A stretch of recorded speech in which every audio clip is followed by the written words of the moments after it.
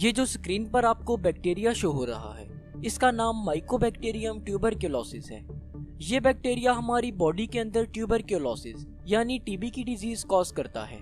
और आपको बताता चलूं कि इस दुनिया में हर 3 में से एक शख्स ट्यूबरक्लोसिस यानी टीबी का शिकार होता है और हर साल लाखों लोग इस टीबी की वजह से मर जाते हैं। इसलिए आपका ये जान लेना काफी जरूरी है कि आखिर ये टीबी क्या है, ये क्यों होती है और इससे कैसे बचा जा सकता है।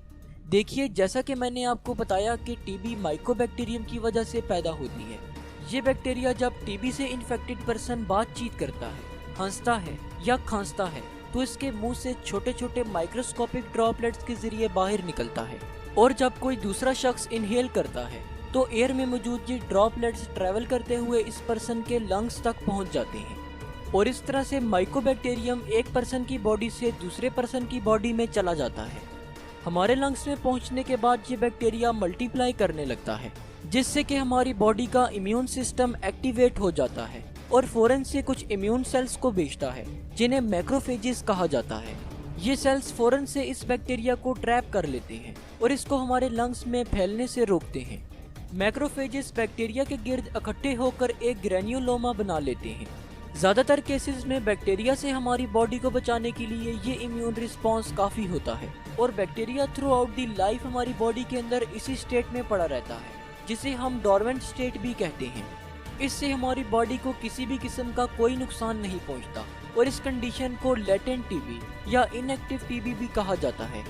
अब कुछ पेशेंट्स जिनका इम्यून सिस्टम कुछ मेडिकल कंडीशंस की वजह से वीक हो गया हो, जैसा कि डायबिटीज, माल न्यूट्रिशन और HIV वगैरह, तो ऐसे पेशेंट्स में इम्यून सेल्स वीक हो जाते हैं और बैक्टीरिया पर कंट्रोल नहीं कर पाते, जिसकी वजह से बैक्टीरिया डोरमेंट स्टेट से एक्टिव स्टेट में चला जाता है और फर्दर डिवाइड होने लगता है। अब क्योंकि हमारे इम्यून सेल्स इस बैक्टीरिया को किल करने की कोशिश कर रहे होते हैं, तो इसी दौरान हमारे लंग्स के अपने सेल्स भी डाई होना शुरू हो जाते हैं और हमारे लंग्स में जगह जगह ट्यूबरकल्स बन जाते हैं और हमारे लंग्स प्रॉपरली वर्क नहीं कर पाते। इस कंडीशन को एक्टिव टीबी कहा जाता है।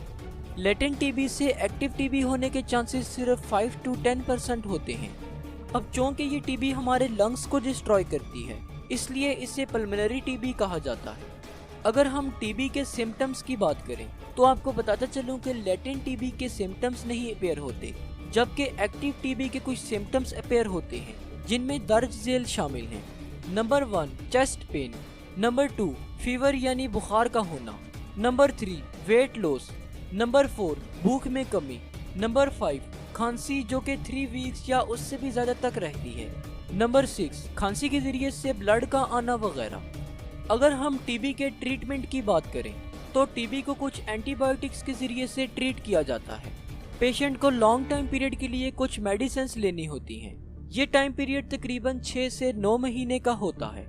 तो होप सो आज की इस वीडियो से आपको कुछ ना कुछ जरूर नया जानने को मिला हो।